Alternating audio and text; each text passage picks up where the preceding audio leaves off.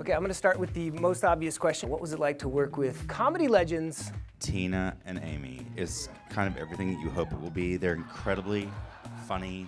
They know how to sort of one-up each other and challenge each other. And they're also just lovely people. Just for a YouTube audience, what is your role as a director on a film? I mean, sometimes the easiest way to say it is like I tell people where to stand. That's like the most basic thing. But a lot of what you do is cajole and trick people into doing what you need them to do. I actually think that's probably a more accurate description of directing. Will you be the party mom tonight so I can let my freak flag fly? Really, it's sort of about shaping the material. It's about casting correctly. It's about bringing the right crew together to sort of empower everybody to do their job. A lot of times also just getting them to be authentic. So you have to figure out what makes them feel safe, what makes them feel themselves. And also if you've cast them correctly, there's something about them that's right for the role. So if they can be more themselves, then you have a better shot than if they didn't go to, Yale Drama. My dog had this in his feces.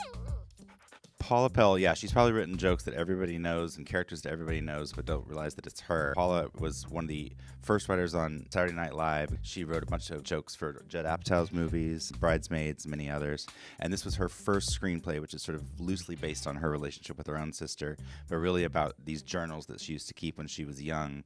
And there were sort of these very, like, I shan't, I shall, sort of love journals about what it was like to be a 13-year-old girl. Holy shit.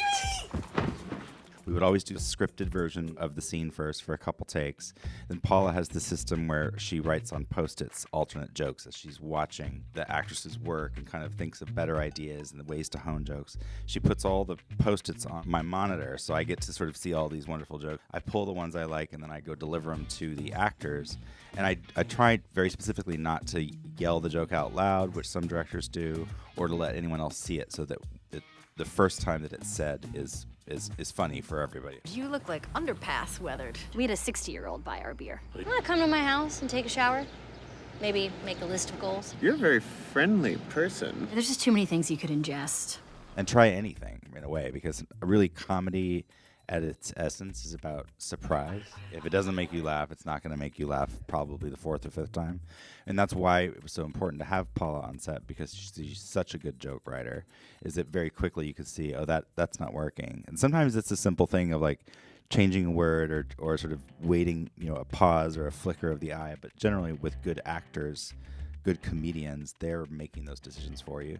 If a joke is written and it feels like it's falling flat, move on and try something else. You ever buy poppin' fresh dough? Yeah. Remember the sound it makes? Yeah. There isn't a typical day. Every day is something different.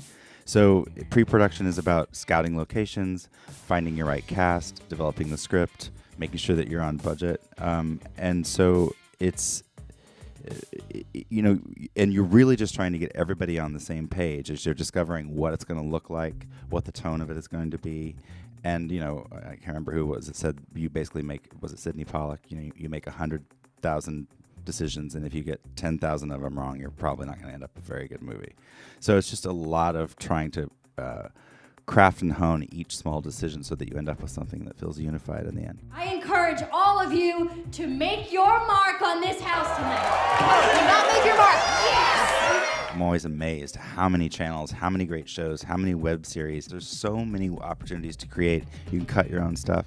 So unlike when I was coming up, you really couldn't do that. You had to haul your camera around, and you had to develop the film, and you had to get into an editing bay. You couldn't do it on your computer.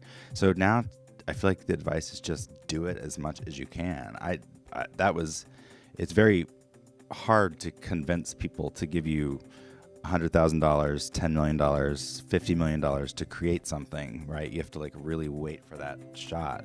So that if you can be creating things, on your own laptop with your own cameras, that's the advice. I wish that I'd had that opportunity.